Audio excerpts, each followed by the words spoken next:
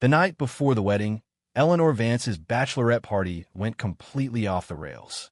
Her bridesmaids, roaring with laughter, dared her to strip down to lingerie and pole dance while a hired male entertainer shoved a phone in her face, yelling, "The groom's gonna love this." When the video arrived, Caleb Thorne was in his study, finalizing the wedding itinerary. He switched off the projector, erasing the animated script that read, "A perfect union," and sent a single text to the wedding group chat. The wedding is canceled. The deafening electronic beat hammered against the soundproof door of the VIP suite at Phantom, a relentless thud that failed to contain the shrieks and laughter erupting from within. The air was a cloying mix of sweet perfume, the sour tang of spilled alcohol, and the faint, unmistakable scent of sweat and abandon.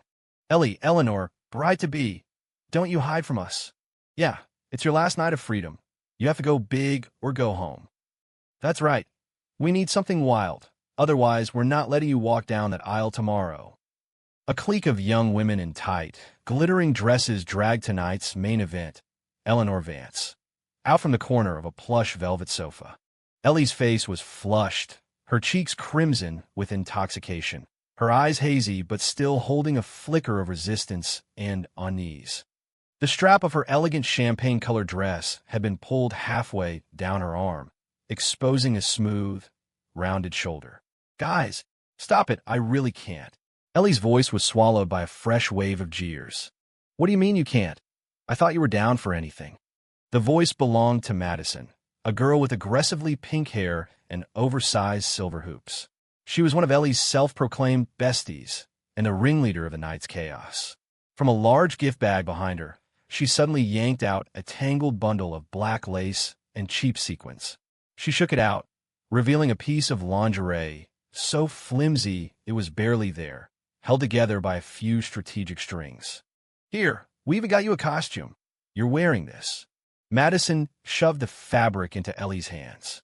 The cold, slippery feel of it sent a jolt through her. "Maddie, are you insane?" Ellie tried to throw it away as if it had burned her, but another friend, Chloe, grabbed her wrist. "Oh, relax. It's just for fun. It's not going to kill you." Chloe giggled, her eyes shining with the kind of excitement that thrives on drama.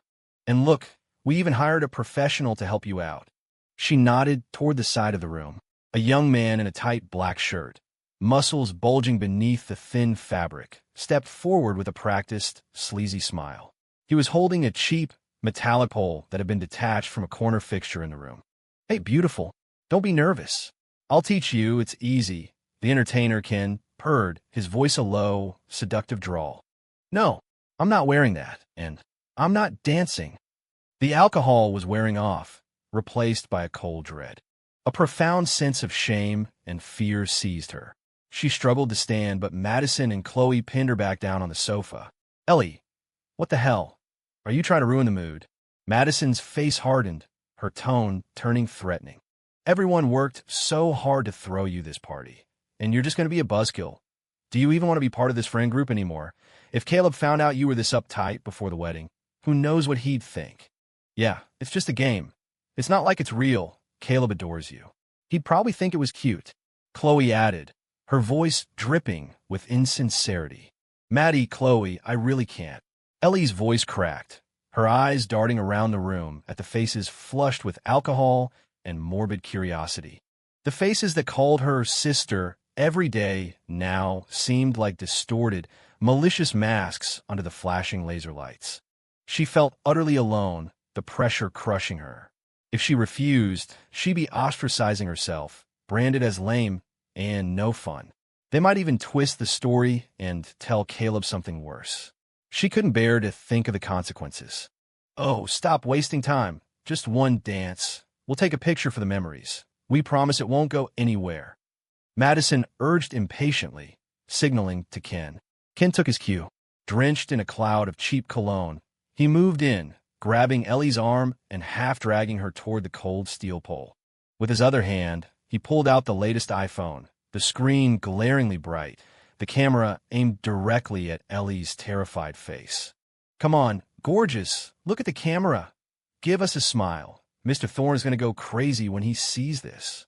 Ken's voice was greasy, dripping with a sickeningly playful tone. "No, don't let go of me." Ellie struggled in vain, trying to cover her face with her arms. The pathetic excuse for lingerie had been forced on her body, the coarse lace scratching her skin, each scrape a fresh humiliation. The cold pole pressed against her bare back, making her tremble. "Don't hide your face. That's no fun," Madison shouted, pulling out her own phone and angling for a better shot. Yes, get closer. Ken, put your hand on her waist. Oh, this angle is killer." The click of phone cameras filled the air, punctuated by the girl's wilder screams and whistles. "Whoa, Ellie is so hot. That body. Caleb Thorne is a lucky man. Do another spin. Arch her back more. Ken, kiss her neck. Go on, get a really wild shot." Egged on by the chorus, Ken grinned and leaned into Ellie's neck, pretending to kiss her. Ellie jerked her head away, tears finally spilling down her cheeks, mixing with her smudge mascara to create miserable streaks on her face. A suffocating despair washed over her. Her body went rigid, a block of wood at the mercy of his touch, his smoky hand roaming her waist and hips as the cold lenses of the phones devoured every inch of her exposed skin. Okay, kissing the neck is boring. Let's make it look like a hickey," Madison directed, her voice full of malicious glee. "Ken, suck on her collarbone, hard. Just make it look real for the picture." Ken chuckled and, without hesitation, lowered his head and latched onto the pale skin just below Ellie's collarbone. The sharp, stinging pain and a wave of nausea rocked her. "Perfect," Madison crowed, admiring the photo on her screen. It was a perfectly composed, shocking image. Ellie, eyes vacant and full of despair, dressed in exposing lingerie, held by the male entertainer, with a fresh, angry red mark clearly visible on her collarbone. She blew a satisfied whistle. "Did you get a video? Did you record it?" Chloe asked, leaning in. "Of course. Been recording since she started changing. Full HD." Another friend, Ashley, chimed in, proudly flashing her screen, which showed a clip of Ellie crying as she struggled against them forcing the lingerie on her. "Okay, package it up. Good things are meant to be shared," Madison said, rubbing her hands together with a twisted sense of pleasure. "And our groom-to-be definitely needs to appreciate his wife's talents. On her last night of freedom, why should we have all the fun? Maddie, don't, please." Hearing this, Ellie felt like she'd been struck by lightning. She lunged for Madison's phone, but Chloe and Ashley held her back. "What's the rush? Caleb loves you so much, he'll probably just get more excited, right? Maybe he'll even race over here to join the party. Ha ha ha." Madison laughed, her fingers flying across the screen. She selected the most damning clip, the one of Kim making the hickey, along with a few suggestive photos, and without a second thought, hit send. The recipient was a single contact, Caleb Thorne. Delivered. The notification pinged, eerily clear in a brief lull in the music, sounding like a cold, final death knell. Ellie collapsed onto the carpet. The hem of her expensive dress was stained with spilled drinks and grime. She covered her face, her shoulders shaking with violent, suppressed sobs that were completely drowned out by the pounding music. Her world had just crumbled, leaving nothing but an endless, bone-chilling darkness. She knew it was over. 3 a.m. The city had shed its daytime roar, sinking into a thick, cool silence. The only sound was the faint whisper of tires on pavement from a distant car, like the ripple of a fish moving through the deep sea. Caleb Thorne's study was the only island of light in the vast quiet. Outside the massive floor-to-ceiling windows, the city's glittering lights spread out like a cold, indifferent galaxy, reflecting in his deep eyes, but failing to ignite any warmth within them. He sat in a large, black leather executive chair, his back perfectly straight, like a sculpture carved from ice. On the polished wood desk before him lay the final wedding itinerary, every detail personally approved by him, precise and immaculate. Next to it sat a long cold cup of black coffee and a sample of the wedding invitation, its gold leaf script announcing, "Caleb Thorne and Eleanor Vance, a perfect union." Hours ago, this room had been filled with the sweet, anxious energy of pre-wedding preparations. Now, it was utterly silent. Projected onto the large screen that dominated the wall was not a romantic slideshow of the happy couple, but a single, damning photograph. The lighting was dim and lurid, filled with the disorienting, cheap glow of club lasers. At the center of the frame was Eleanor. The thing she was wearing could hardly be called clothing. A few strings and scraps of black lace that clung precariously to her body, leaving vast expanses of pale skin exposed to the cold air and the colder lens. Her eyes were hollow, her face a mess of tear tracks and ruined makeup. A man in a tight black shirt, his hair slicked back, had one arm wrapped tightly around her waist, while his other hand seemed to be pulling away from her collarbone. And right there, on her smooth, white skin, was a fresh, lurid, dark red mark. A hickey. It was an ugly brand, seared into her flesh. The composition was both precise and cruel, capturing Ellie's despair, her humiliation, and the entertainer's smug, leering grin in high definition. Caleb's gaze moved over the image like a high-powered scanner, taking in every detail. Ellie's vacant eyes, the offensive mark on her skin, the cheap ring on the man's hand as it rested on her hip.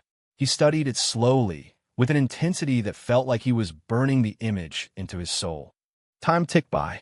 The only sounds in the room were his own nearly imperceptible breathing and the rhythmic, heart-stopping tick-tock of the antique clock on the wall. Finally, the phone on his desk vibrated, its screen lighting up. It was a new message from Madison. A video. Caleb's fingertips rested on the phone's cold metal edge for 3 long seconds. Then he pressed play. The video was shaky, the sound a cacophony of deafening music and shrill female laughter.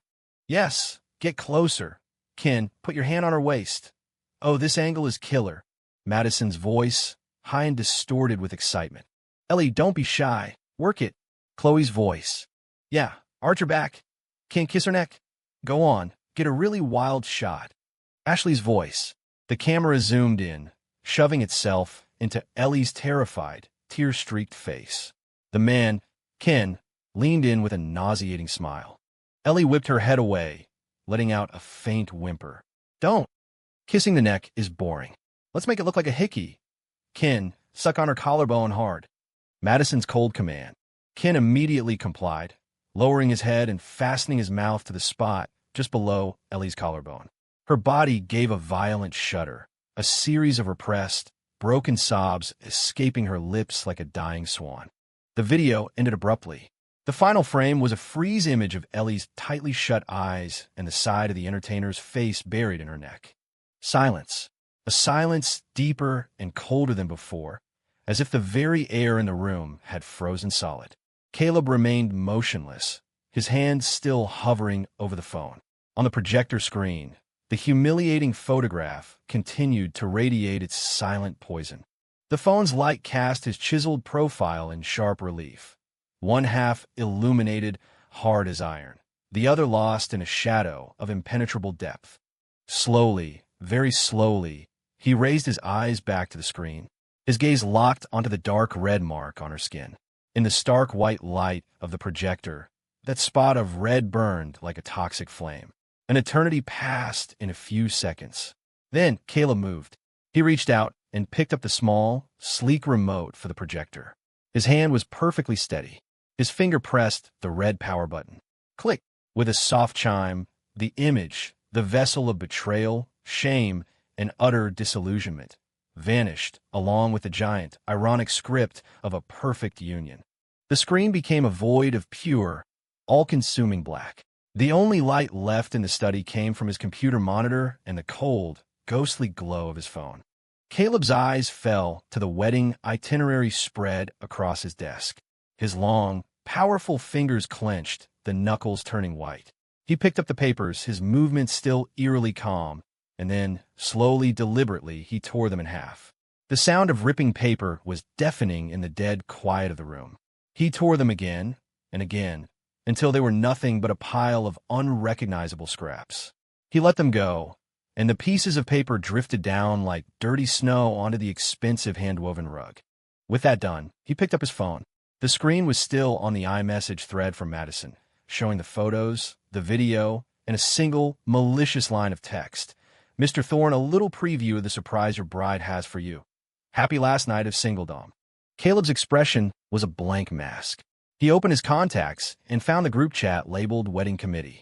It included the wedding planner, the hotel manager, his assistant, representatives for Ellie's parents, and, of course, the bridesmaids, Madison, Chloe, and Ashley. His fingers moved across the virtual keyboard. He typed 3 words: cold, final, devoid of any hesitation or emotion. The wedding is canceled. Send. No explanation. No room for discussion. Just those 3 words, sharp as a guillotine. The delivered notification appeared. Caleb didn't look at it again. He turned the phone over, placing it face down on the desk with a soft, definitive thud. Then he leaned back in his chair and closed his eyes. Outside, the city lights continued to sparkle, but they could no longer penetrate the darkness that had completely consumed the room. His solitary figure was reflected in the massive window, a silent, dormant volcano on the verge of eruption. The deepest darkness, the kind that comes just before the dawn, descended. In the dead silence of 3 a.m., the first chapter of his revenge had begun. Chapter 3 at 6 in the morning, the sky was just beginning to lighten. The city was waking in a soft haze, wrapped in the lazy quiet of a weekend. But that tranquility was shattered by the explosion of countless phone alarms and notifications. Ping, ping, ping, BZZ, BZZ. Hello, what? Cancel? Is this some kind of sick joke? Caleb's 3-word message was a depth charge dropped into a calm pond, and the shockwave instantly blew up the worlds of everyone involved. At the Thorne family estate, Caleb's mother, an elegant, impeccably maintained woman, was applying her makeup when her phone let out a shrill alert. Her hand jerked, the eyebrow pencil leaving a sharp, errant mark on her forehead. Frowning, she picked up the phone. Her eyes fell on the group chat, which was now flooding with messages. In an instant, the color drained from her face. The pencil slipped from her grasp, clattering onto the marble floor and snapping in two. Caleb, what? What is the meaning of this? She shot up from her seat, her voice trembling with disbelief as she rushed to her son's study. The door was closed. No matter how hard she knocked or called his name, the room remained deathly silent. At the Vance household, Ellie's father, a portly man in middle age, was reading the morning paper at the breakfast table when his phone began vibrating violently. He picked it up nonchalantly. As his eyes scanned the message from Caleb and the dozens of frantic replies that followed, the blood drained from his face. The newspaper slid from his hands and fell to the floor. Eleanor, get out here now. He slammed his hand on the table, his voice distorted with shock and rage, and stormed toward his daughter's closed bedroom door, for which he could hear the sound of muffled, intermittent sobs. In a budget hotel near Phantom, Madison, Chloe, and Ashley were crammed into a standard room, nursing splitting headaches from their hangovers. They had partied until the early hours and crashed at the nearest hotel. Ashley was the first to be woken by the incessant buzzing of her phone. Who the hell is it this early? She grumbled, groggily swiping the screen. In the next second, her eyes shot wide open as if she'd seen a ghost. A short, strangled gasp escaped her throat. Her scream tore through the quiet room. Jesus, Ashley, what are you screaming about? Madison, furious at being woken up, hurled a pillow at her. The wedding. It's canceled. Ashley's voice trembled uncontrollably as she shoved her phone in front of Madison and Chloe's faces. There on the screen, under the familiar group chat name, was a single, stark message from Caleb Thorne, frowny face: the wedding is canceled. The timestamp, 3:02 a.m. Below it were dozens of unread, panicked messages from a dozen different people. Mr. Thorne, what do you mean cancel? Caleb, what's going on? What happened? Maddie? Chloe, weren't you with Ellie? What the hell happened? Mr. Thorne, we require an explanation. The venue is fully prepared. Eleanor's mother, what is going on? We can't reach Ellie. Her phone is off. The color vanished from Madison's face. Her hangover was instantly replaced by a far more potent, chilling fear. She snatched the phone, her fingers shaking as she scrolled up, seeing the video and photos she had sent to Caleb just hours before. Sent at 2:47 a.m. An icy dread shot up from the soles of her feet to the top of her head. She began to tremble. It was because of what we sent, wasn't it? Chloe was wide awake now, her voice cracking, her face as white as a sheet. We're screwed. We are so screwed. Ashley hugged her knees, rocking back and forth on the bed. He saw it. Caleb saw it. He's furious. He dumped her. Shut up. Madison shrieked, trying to drown out her own panic. But the tremor in her voice betrayed her. She frantically found Caleb's private number and dialed. Ring, ring, ring. The number you have dialed is not available at this time. The cold, automated voice was like a bucket of ice water dumped over their heads.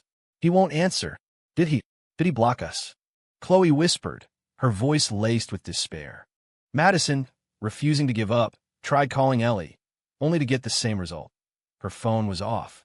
She then tried the Vance family landline. After many rings, Ellie's mother answered. Her voice was thick with tears and barely suppressed fury. Hello, who is this? Mrs. V. Vance, it's me, Madison. Is Ellie there? How is she? The group chat. What Caleb said. Madison. Mrs. Vance's voice rose to a shrill, hateful cry. What did you do to my daughter last night? Why would Caleb suddenly cancel the wedding? Ellie has locked herself in her room and is crying her eyes out. You horrible, destructive girls, what have you done? The line went dead. The dial tone was piercing. The hotel room fell into a dead silence. The three women stared at each other, their eyes reflecting a shared, overwhelming terror. Last night's thrill, the alcohol-fueled power trip, the twisted excitement of controlling someone else's fate, it had all curdled into a soul-crushing fear and a tidal wave of regret. What do we do? Maddie, what are we going to do? Ashley started to cry. Caleb, you're not going to let this go. The Vances won't either. Madison gripped her phone, her knuckles white.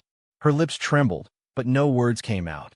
For the first time, she understood with terrifying clarity that their joke had gone too far. The fire they had so gleefully started had not only incinerated Ellie's wedding, but was now about to burn them to the ground. Caleb's 3 words weren't a suggestion or a question. They were a verdict. Cold, final, and absolute. They were standing at the edge of a cliff. And they had just been pushed. The hurricane unleashed by the wedding cancellation tore through the city's elite social circles within hours. Wild and fantastic theories flew. Did the bride get caught cheating the night before? Did the groom have a sudden health crisis? Did the two families' business alliance fall apart? Every rumor was whispered with authority, becoming the juiciest gossip at brunches and cocktail parties. At the center of the storm, Caleb Thorne had vanished. His firm, Thorne Capital, issued a terse statement claiming he was overseas for an urgent, unscheduled business project. All attempts to contact him were met with a wall of silence. The Thorne family estate was locked down, turning away all visitors. Like a wounded predator that had retreated to its lair, he disappeared from public view, leaving behind only a cold, decisive act and 1,000 unanswered questions. Eleanor, meanwhile, became the storm's most immediate victim. She hid in her family home, afraid to go out, afraid to look at her phone, and terrified to face the complex mixture of disappointment, anger, and pity in her parents' eyes. The atmosphere in the house was suffocating. Her father's sighs grew heavier each day, and her mother's eyes were perpetually red-rimmed. The marriage to the Thorne family wasn't just about their daughter's happiness. It was a crucial pillar supporting the Vance family business. Now it was all gone. Ellie cried until she had no tears left, withering away in a matter of days. The crushing shame and a deep-seated fear of Caleb gnawed at her, 2 venomous snakes devouring her heart. She wanted to call him, to explain, to apologize, to beg, but the number that was once so familiar was now permanently unreachable. The long, rambling, remorseful text she sent disappeared into a black hole, without a single reply. Despair was a cold tide, slowly pulling her under. Madison, Chloe, and Ashley were not faring much better. They became social lepers. Friends who had once flocked to their side now avoided them at all costs, terrified of being tainted by association. Whispers and contemptuous glares followed them everywhere. More unnerving, however, was the creeping sensation that they were being watched by an unseen, cold pair of eyes. Madison was a vice president of finance at a large import-export company. One afternoon, her desk phone rang. It was her boss, the CFO. His voice was like ice. Madison, my office. Now. A knot of dread tightened in Madison's stomach. She walked in her boss's office on unsteady legs and found him there with 2 grim-faced men from corporate security. Sir, you wanted to see me? Madison's voice was thin and dry. The CFO didn't even look at her. He slapped a file down on his desk. Madison explained this. Last month, you requisitioned a $500,000 marketing slush fund. 3 days later, that entire amount was wired in 5 separate transfers to an entity called Starlight Creative Studios. The owner of that studio is your cousin, correct? Company policy dictates that any discretionary spending over $100,000 requires pre-approval, with supporting contracts and invoices. Where is your approval? Where are the contracts? Where are the invoices? The blood drained from Madison's face. Cold sweat soaked the back of her blouse. That money, she had embezzled it. Her cousin's creative studio was a shell corporation. He had massive gambling debts, and loan sharks were threatening to break his legs. He had come to her, begging for help. She had foolishly thought she could just move the money for a few days until his family sold a property to cover the debt. She had used her position to bypass the normal protocols, creating a fake expense report. She thought she had covered her tracks perfectly. Sir, I can explain. Madison stammered, her mind a complete blank. She stared at the bank statements on his desk, her cousin's name a searing brand on the paper. It was over. Embezzling $500,000. That was jail time. Internal audit flagged the anomaly. The evidence is irrefutable, the CFO said, his voice devoid of any emotion. Given the amount and the flagrant breach of conduct, the company is terminating your employment, effective immediately. We reserve the right to pursue legal action. Please surrender your ID badge and company phone. Security will escort you while you clean out your desk. Our legal department will be in touch. No, sir, please, listen to me. I was desperate. Madison lunged toward the desk, ready to beg. Have some dignity, Madison, the CFO said with a disgusted frown, nodding at the security guards. The 2 large men stepped forward and, grabbing her by the arms, practically dragged the sobbing, hysterical Madison out of the office. As she was marched through the open-plan workspace, dozens of eyes, shocked, contemptuous, gleeful, stabbed at her like needles. Madison's world imploded. This was no coincidence. It had to be Caleb. Only he had the resources to dig up her deeply buried secret so quickly and so ruthlessly. This was his revenge for the video. The thought sent a wave of pure terror through her. At almost the exact same moment, Chloe, a senior editor at a prestigious fashion magazine, was frantically trying to meet a deadline for their next issue. Her phone began buzzing uncontrollably, alerts from group chats, private messages, and texts from concerned colleagues. Chloe, look at Twitter. It's a complete disaster. Oh my God, Chloe, that article, Deconstructing Postmodernist Visual Symbolism in Fashion. Did you write that? Someone just exposed you. Chloe, you need to see this. The plagiarism receipts are everywhere. Chloe's heart plummeted. With trembling fingers, she opened Twitter. A shocking hashtag was trending nationally. Hashtag Chloe Green Plagiarist. She clicked on it. The top post was a long, meticulously researched thread by an academic watchdog account with hundreds of thousands of followers called The Watchdog. The thread laid out, with devastating precision, a side-by-side comparison of her career-making academic article, published 3 years ago, and a paper written by an obscure European academic 5 years prior. The core thesis, the structure, the key examples, and even entire paragraphs were nearly identical, a similarity rating of over 70%. The watchdog had posted screenshots of plagiarism detection software reports and direct textual comparisons. The evidence was irrefutable. The comment section was a bloodbath. Wow, she didn't even try to hide it. She just translated it. So that's why her writing always sounded so pretentious. It wasn't even hers. She's a fashion editor? More like a fashion fraud. This is pathetic. At Vogue, at Elle, you need to fire this hack immediately. I heard she got her promotion because of this paper. This is a massive scandal. Chloe felt the room spin. That paper was the foundation of her entire career. It was what had elevated her from a junior assistant to a respected senior editor. She had, in fact, heavily borrowed from the foreign paper to secure her promotion, thinking no one would ever notice. Who would dig up something from so long ago and expose it in such a brutal, public way? One name screamed in her mind, Caleb Thorne. Only he had the motive and the means to destroy her so completely by attacking the very thing she had built her identity on. Her phone rang. It was her editor-in-chief, Chloe. Her boss's voice was cold with disappointment. "We've seen the situation on Twitter. The damage is catastrophic. You are suspended, effective immediately, pending a full investigation. Until this is resolved, you are not to represent this magazine in any capacity. We reserve the right to sue you for the reputational damage you have caused." The line went dead.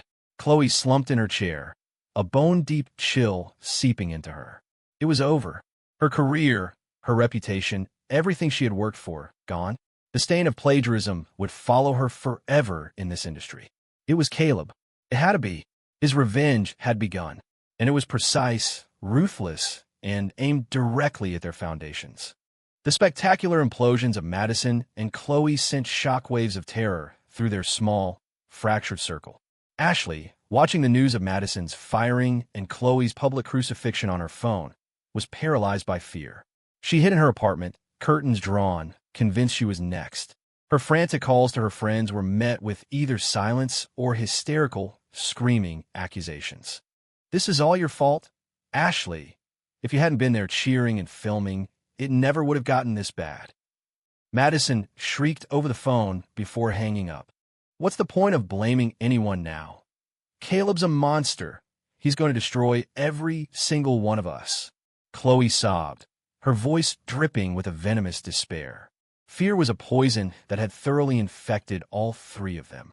They now understood, with perfect clarity, that they had provoked a man from whom there was no escape and no mercy. Caleb's revenge wasn't a crime of passion. It was a cold, calculated, and systematic execution. He was a master hunter, patiently waiting for his prey to reveal their weaknesses before delivering the fatal blow. While Madison and Chloe were spiraling in their own personal hells, a registered letter from the prestigious Manhattan law firm Sterling Price arrived at each of their apartments. Madison tore open the envelope with trembling hands. Inside was a formal, intimidating cease and desist letter. It stated, in no uncertain terms, that Ms. Madison Bailey had, on social media, with screenshots attached, and in private conversations, with partial transcripts of audio recordings attached, repeatedly made false and defamatory statements about Mr. Caleb Thorne and his family, including claims of impotence, psychopathic tendencies, and a family history of mental illness. These statements had severely damaged Mr. Thorne's reputation. On behalf of their client, the firm demanded that she immediately delete all defamatory content, post a formal, written apology on all relevant platforms, Twitter, Instagram, etc., to be pinned to the top of her profile for a period of 30 days. Pay Mr. Caleb Thorne the sum of $500,000 for reputational and emotional damages. If Ms. Bailey failed to comply within 7 business days, their client would proceed with a lawsuit to the full extent of the law.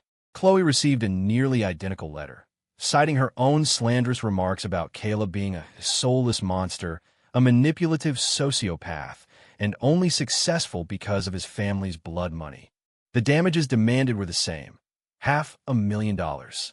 $500,000. Madison stared at the number, the room tilting. She had just lost her job and was facing prison time. Her family was already scrambling to pull together money for her legal defense. Where was she supposed to find that kind of money? This was a death sentence. A public apology? Pinned for a month. He wants to nail me to a cross for everyone to see. Chloe raged, throwing the letter to the floor before collapsing in a heap, sobbing. The plagiarism scandal had already ruined her. A defamation suit and a massive debt would be the final nail in her coffin. Meanwhile, the fate of the man who had started it all, Ken, the entertainer who had filmed the video, was delivered even more swiftly and publicly.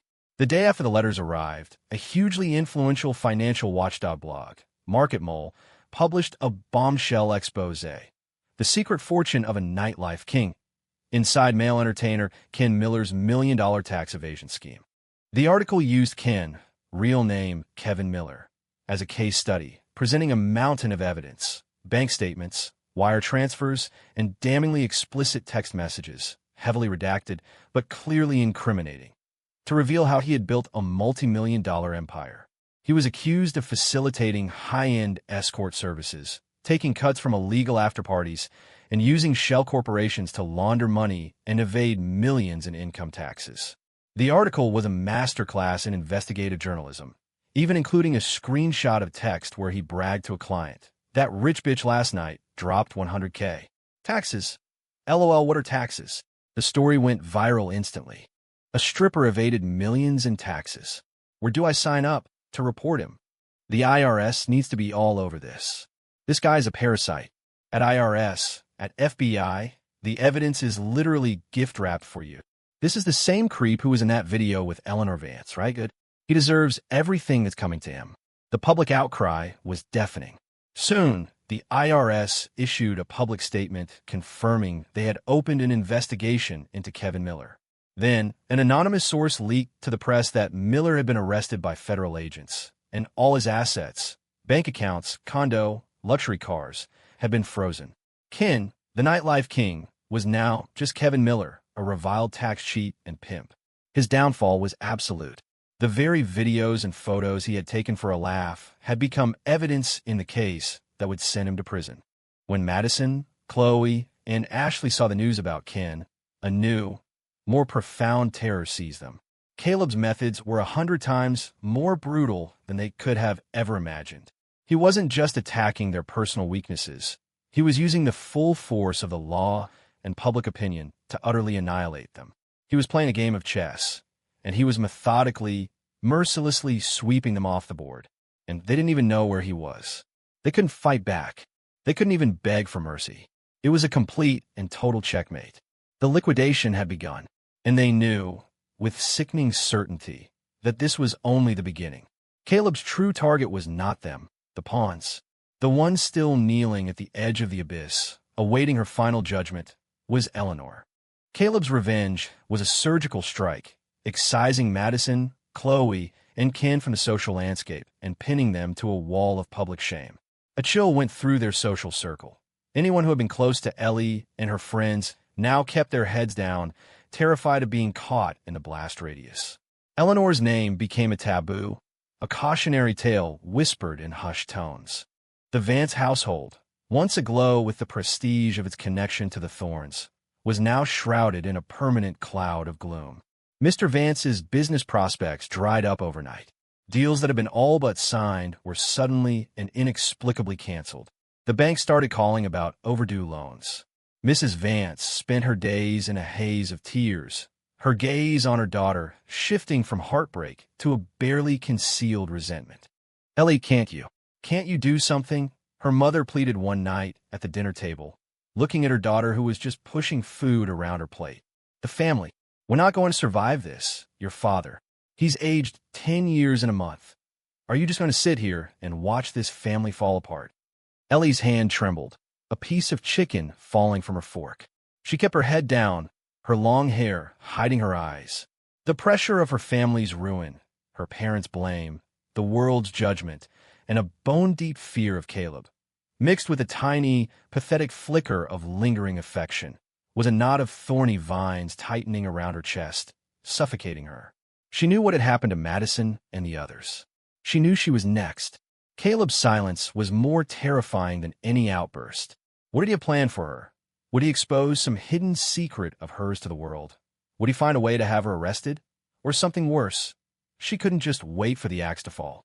It was better to gamble, to throw herself at his mercy, to bet on the infinitesimal chance that somewhere, deep down, he still had a shred of feeling for her. It was her only move left. She had to find him. She had to beg. She had to explain. The idea took root and grew into a desperate obsession.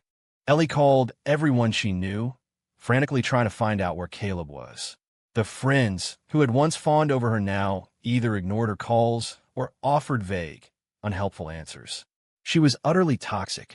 Just as she was about to give up, a distant cousin who worked in a low-level department at Thorn Capital, someone whose family the Van Cess had once helped, sent her a short, cryptic, and extremely risky text message. "He's coming to the top-floor office at 3 p.m. today. No idea for how long. Security is insane. You're on your own. Good luck." Attached was a screenshot of a temporary access code for the executive elevator, valid for only 1 hour. Ellie's heart hammered against her ribs. This was it. Her last chance. Clutching her phone like a lifeline, she ran to her closet and pulled out a simple, cream-colored cashmere dress. One Caleb had once told her she looked beautiful in. It was from a time when they were happy. She washed her face and applied a thin layer of makeup, trying to hide the dark circles under her eyes, attempting to look like the pure woman he thought he knew. Staring at the beautiful, haunted face in the mirror, she took a deep breath, grabbed her purse, and ran out of the house. The Thorn Capitol Tower was a monument of glass and steel, a cold, intimidating spire in the heart of Manhattan. It was the center of Caleb's empire, and for Ellie, it was the Dragon's Den. Using the temporary code and a healthy dose of luck, Ellie managed to slip past the initial layers of security and ride the executive elevator, a silent, mirrored box that normally required biometric scans, to the top floor. The doors slid open into a vast, silent space. The executive floor was an intimidating expanse of dark gray carpet and glass walls, exuding an air of absolute power. The only sound was the low hum of the ventilation system. Ellie's heart was in her throat. She saw it at the end of the hall, a massive darkwood door. The CEO's office. It was slightly ajar, a sliver of light spilling out. He was in there. She forced her legs to move, each step feeling as heavy as lead. As her trembling hand reached for the doorknob, the door was pulled open from the inside. Caleb stood there. He was dressed in a perfectly tailored dark gray suit, his posture as sharp and unyielding as a drawn sword. He was thinner than she remembered, his features harder, more defined. The aura of power around him was more intense, more chilling than ever before. He was holding a file and seemed to be on his way out. He stopped when he saw her. Their eyes met. For a fraction of a second, the world froze. Ellie saw a flicker of something in his cold, dark eyes, the barest ripple on a frozen lake, before it was gone, replaced by an unnerving, complete indifference. There was no surprise, no anger, just a profound emptiness, as if she were a stranger who had merely wandered into the wrong hallway. That look, more than any expression of rage, shattered her. Caleb, tears streamed down her face. All the courage she had mustered dissolved the moment she saw him. With a choked sob, she dropped to her knees on the cold, polished marble floor. The sound of her knees hitting the stone echoed in the silent corridor. "Caleb, I was wrong. I'm so sorry," she cried, reaching for the hem of his pants, but his icy glare stopped her, her hand freezing in midair. "Please, let me explain that night. It wasn't my choice. I swear," she pleaded, her tear-streaked face tilted up at him. "It was Madison and Chloe. They forced me. They got me drunk. They held me down. I fought them, Caleb. I really did, but there were too many of them. I couldn't get away. The video. The pictures. They made me do it in that mark. That man forced it on me. I tried to get away. Please, Caleb, you have to believe me. Just believe me this one time." The words tumbled out, a hysterical, jumbled mess. It was the story she had rehearsed, the only one she could think of that might paint her as a victim, the only one that might save her. Caleb looked down at her, at the pathetic, weeping woman kneeling at his feet. His face was a stone mask. He waited until her sobs quieted into ragged, desperate gasps for air. Then very slowly he spoke. His voice was quiet, but it cut through her like a shard of ice. "Not your choice." He repeated the words, a faint, cruel smile touching his lips. "Eleanor, tell me," he said, leaning down slightly, his cold gaze pinning her to the floor. "Did Madison and Chloe hold a gun to your head and force you to play their games?" Ellie's sobs stopped abruptly. The color drained from her face. "Did they pry your mouth open and pour the alcohol down your throat?" Caleb's voice was steady, each word a new incision. Her body began to tremble violently. Or perhaps his eyes flickered to the cream-colored dress she was wearing, a dress he remembered, and the sarcasm in his voice thickened. "Did they strip you naked and personally force you into that lingerie?" I was drunk. I wasn't thinking," she stammered. "Drunk." Caleb cut her off, his voice suddenly sharp with a terrifying, cold fury. "Drunk, so you forget you're my fiancé? Drunk, so you let another man touch you, let him leave his mark on you? Drunk, so you had no problem accepting my family's $1.88 million nuptial gift, only to turn around and have that much fun at your bachelorette party. The words nuptial gift hit Ellie like a bolt of lightning. She looked up, her eyes wide with a new, dawning horror. The gift. He was bringing up the money. He wanted it back. Caleb turned away from her, as if looking at her any longer would contaminate him. He pulled a folded piece of paper from the inside pocket of his suit jacket and, with a flick of his wrist, sent it sailing through the air. It landed on the floor just inches from her knees. It was a bank statement. At the top was Caleb's name and account number. Below was a series of transfers to an account belonging to her father, Edward Vance. The final transfer, dated 1 week before the canceled wedding, was $4,188,000. The memo line contained a single, damning word, nuptials. Since you claim you're an innocent victim who was forced against her will, Caleb's voice was flat, devoid of all emotion. Then you can start by giving back the money you so willingly accepted. Every last cent. He didn't wait for a reply. He strode past her, his polished leather shoes clicking against the marble, a cold, rhythmic sound like a funeral drum, heading for the elevator. Caleb, no. Please don't do this to me. Ellie scrambled to her feet, screaming at his retreating back. I love you. I only love you. It was all a mistake. They set me up. The money. I'll pay it back. Just give me time. Please give me another chance. Just one more chance. Caleb stopped at the elevator and pressed the call button. He didn't turn around. Eleanor, he said, his back still to her, his voice carrying clearly down the hall, a final, crushing verdict. Your love, like your consent that night, is disgustingly cheap. The elevator doors slid shut, sealing him away from her. In a vast, empty corridor, Eleanor collapsed, all the strength gone from her body. She stared at the bank statement on the floor, the long string of zeros mocking her. $1.88 million. Her family didn't have that kind of money anymore. Even if they sold everything, it wouldn't be enough. And was it really just about the money? Despair, cold and absolute, finally swallowed her whole. She now understood. For her, Caleb's revenge was just beginning. He didn't just want to punish her. He wanted to utterly destroy her, and her entire family along with her. She had gambled everything on his mercy and lost completely. The bank statement Caleb had thrown at Eleanor's feet was the final straw that broke her family. The $1.88 million nuptial gift, a sum that had seemed manageable when the Vance family business was thriving, was now an impossible mountain of debt. Mr. Vance sold off every asset he could, jewelry, art, even a small condo his wife owned, liquidating it all at a loss. After everything, they were still nearly $1 million short. Ellie was a ghost, haunted by the crushing weight of the debt and Caleb's relentless, silent pressure. Every attempt to contact him was met with a blocked number or a chillingly formal response from his lawyers. Thorne Capital's legal department sent the Vances an official demand letter. Repay the full amount within 30 days or face a lawsuit. The month passed in a blur of panic and desperation. They couldn't raise the rest of the money. The court summons arrived, exactly as promised. The case, breach of promise to marry and recovery of nuptial gift. The plaintiff, Caleb Thorne, was suing Edward Vance and Eleanor Vance for the return of $1,880,000, plus interest. The day of the hearing was gray and miserable, a cold drizzle falling from the sky. Ellie arrived at the courthouse with her parents. She wore a plain black suit, her face pale and gaunt, the dark circles under her eyes stark against her skin. She looked like a dry leaf, ready to crumble. Her father's hair seemed to have turned white overnight. His shoulders were slumped in defeat. In stark contrast, Caleb Thorne was a vision of cold, impeccable power.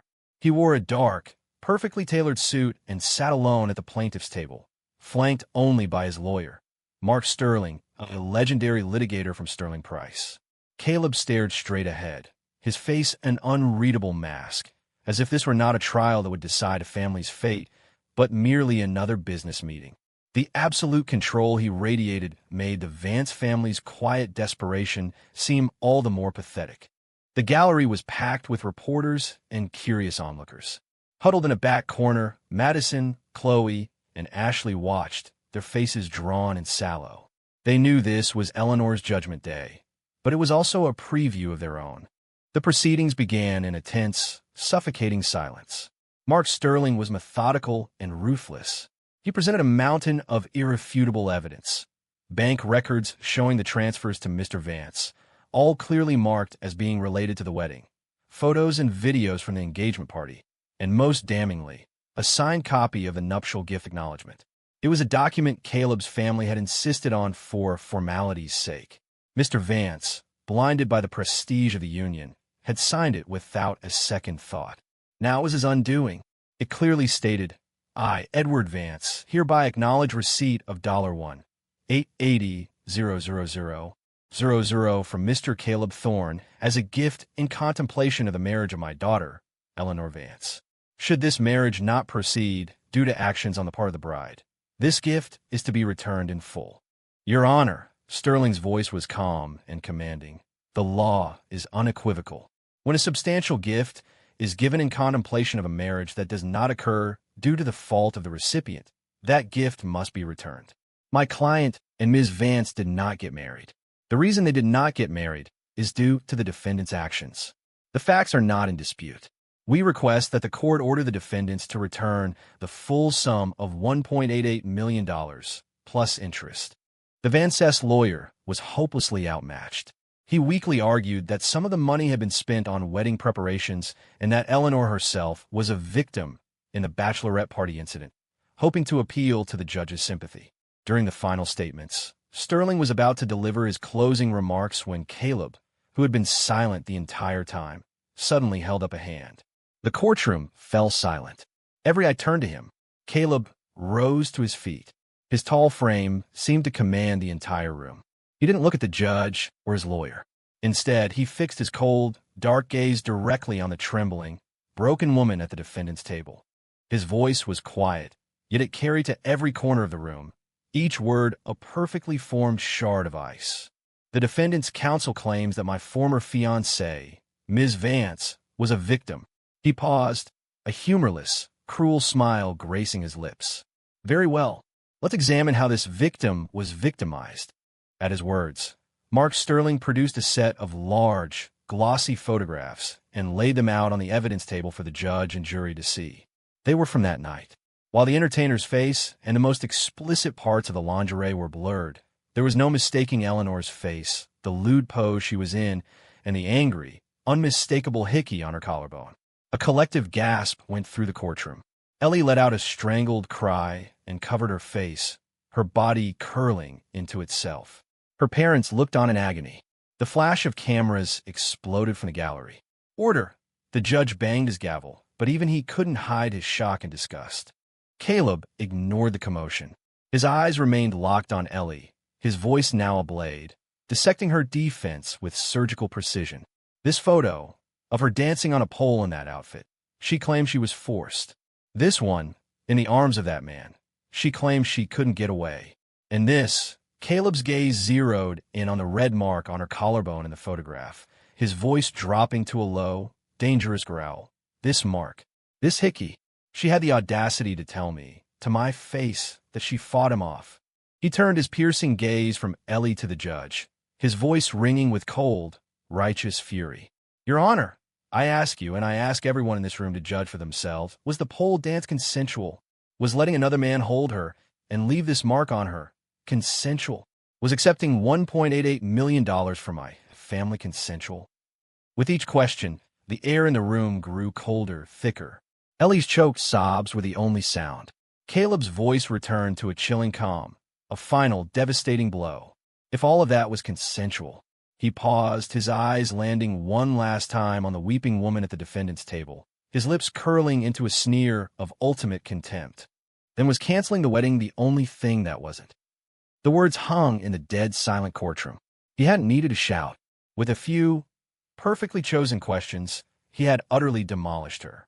He had stripped away every excuse, every lie, every last shred of her dignity. The truth, in all its ugly, brutal detail, was laid bare for the world to see. Eleanor Vance was finished. Caleb's final courtroom question was a nuclear bomb, and the fallout was immediate and devastating. Clips of Eleanor's breakdown and Caleb's cold, methodical dismantling of her defense went viral. Hashtag Caleb Thorne trial, hashtag Hickey Photo, and hashtag the $1.88 million question trended for days, each tagged with a bright red, exploding icon. Public opinion was swift and brutal. Damn, that was the most savage courtroom takedown I have ever seen. Ice cold. I mean, he's ruthless, but I'm not mad at it. What she and her friends did was disgusting. She took almost $2 million and then did that the night before her wedding? Yeah, give him his money back. To show those photos in court. Savage. But honestly, she earned it. Can't believe anyone is defending her. This isn't about love. It's about respect and consequences. Team Caleb. The overwhelming public verdict was guilty. Eleanor was branded a gold digger, a cheat, a liar. The Vance family's already tattered reputation was shredded beyond repair. Their business was finished. The court's ruling came quickly. Faced with the signed agreement and the mountain of evidence, the judge had little choice. The judgment was delivered 1 week later. The defendants, Edward and Eleanor Vance, are ordered to return the full sum of $1,880,000 to the plaintiff, Caleb Thorne, within 15 days. The defendants are ordered to pay interest on said amount, calculated from the date of the lawsuit's filing until the debt is paid in full. All court and legal fees are to be paid by the defendants. It was a total, unequivocal victory for Caleb. When he heard the verdict, Mr. Vance seemed to deflate, all the life draining out of him. Mrs. Vance fainted. Eleanor stared at the cold, official document, at the impossible number printed on it, and felt nothing. She had no tears left to cry. She had destroyed her family, selling their home, declaring bankruptcy, living with a mountain of debt and a lifetime of shame. That was the price for one wild night. For Madison, Chloe, and Ashley, witnessing Eleanor's public execution was a terrifying glimpse into their own futures. The day after the verdict, the other shoes began to drop. Madison's embezzlement case was fast-tracked after Caleb's lawyers provided new evidence, an audio recording of her and her cousin plotting to fake the paperwork.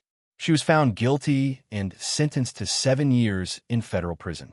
Chloe's plagiarism scandal became a permanent mark of disgrace after the Watchdog blog released even more evidence, and her former magazine issued a public statement blacklisting her from the industry. She lost her defamation suit against Caleb and was ordered to pay the full $500,000, forcing her into bankruptcy. Ashley, who had thought her lesser role might spare her, was fired from her job at a luxury boutique after the company received an anonymous tip, along with audio recordings, of her bad-mouthing the brand and her clients.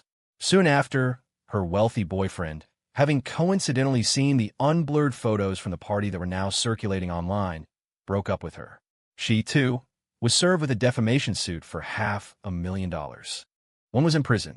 One was bankrupt and unemployable. One was jobless, single, and facing a mountain of debt. The inseparable best friends were now bitter enemies, each blaming the others for their ruin.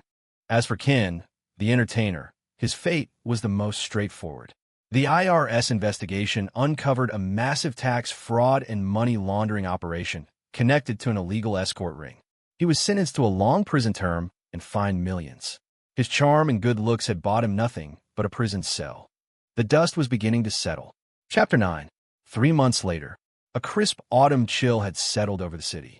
From the top floor of the new Thorne Capital Global Headquarters, a gleaming skyscraper in the heart of the financial district, the view was breathtaking. Caleb Thorne stood before the panoramic window, his back to the door. The setting sun cast the city in a golden glow, the endless grid of lights beginning to sparkle like a field of scattered diamonds. He wore a simple, dark gray dress shirt, the sleeves rolled up to his forearms, revealing a sleek, expensive watch. The lights softened the hard lines of his silhouette, but did nothing to warm the cold, powerful stillness he exuded. A soft knock came at the door. "Enter," Caleb said, his voice even. His chief of staff, Mark Chun, entered holding a file. He stopped a respectful distance behind Caleb and began his report. "Mr. Thorne, the final payment from the Vance family's asset liquidation was transferred to our accounts at 3:17 p.m. today. The total, including interest and legal fees, comes to $1,932,850.76. The court has confirmed their last remaining property was auctioned to cover the debt. Eleanor Vance is reportedly living with her parents in a small rental apartment in Queens. Caleb remains silent, his gaze fixed on the cityscape below, as if hearing an update on a minor, long-forgotten business transaction. Mark continued. Madison Bailey's appeal was denied. Her 7-year sentence is confirmed. Chloe Green has begun making court-ordered payments for the defamation settlement. Her public apology was posted and has met the specified terms. Ashley Peters' case is scheduled for next week. She attempted to contact you to discuss a private settlement, but was refused by the legal department, per your instructions. Proceed as planned, Caleb said, his voice flat. The settlement amount is non-negotiable. The terms of the apology are not to be altered. Understood, Mark said, making a note. In the due diligence report on stellar cybernetics, Caleb said, turning slightly, his face half lit by the fading sun, his eyes completely unreadable. I want a final version on my desk by 9 a.m. tomorrow. Yes, sir. The team is finalizing it now. It will be ready. Mark knew that the names Eleanor, Madison, and the others were now nothing more than a closed file. His boss's attention was already on the next acquisition, the next mountain to conquer. Stellar Cybernetics, a startup with revolutionary AI chip technology, was the new king on Caleb's chessboard. Good, Caleb murmured, turning back to the window. Mark bowed slightly and exited the office, the heavy door closing with a soft click. Caleb was alone again, a silent monarch surveying his kingdom. The pain of betrayal, the fire of his rage, the cold satisfaction of his perfectly executed revenge, all of it had been forged in the crucible of his will, smelted down, and cooled into the unshakable foundation beneath his feet. He slowly raised a hand and traced a line on the cold glass. Below him was the world he was built to conquer. The people who had tried to humiliate him, to drag him down into their petty, chaotic world, were now less than dust. They were irrelevant. The fire of vengeance was out, leaving only cold ashes. But those ashes were not empty. They had become part of him, another layer of armor, making him colder, harder, and more focused than ever before. Outside, the night deepened, but the city's lights burned brighter, a billion points of tireless, unending ambition. A small, almost imperceptible smile touched Caleb's lips. It was not a smile of happiness, but of absolute certainty, of a man in complete control of his destiny. He turned from the window and walked back to the vast, empty desk that was his throne. In the sharp light of his office, his shadow was long and resolute. He had cut the past away like a surgeon excising a tumor. His new campaign had already begun, and this time, he wasn't looking for a perfect union. He was looking at the stars.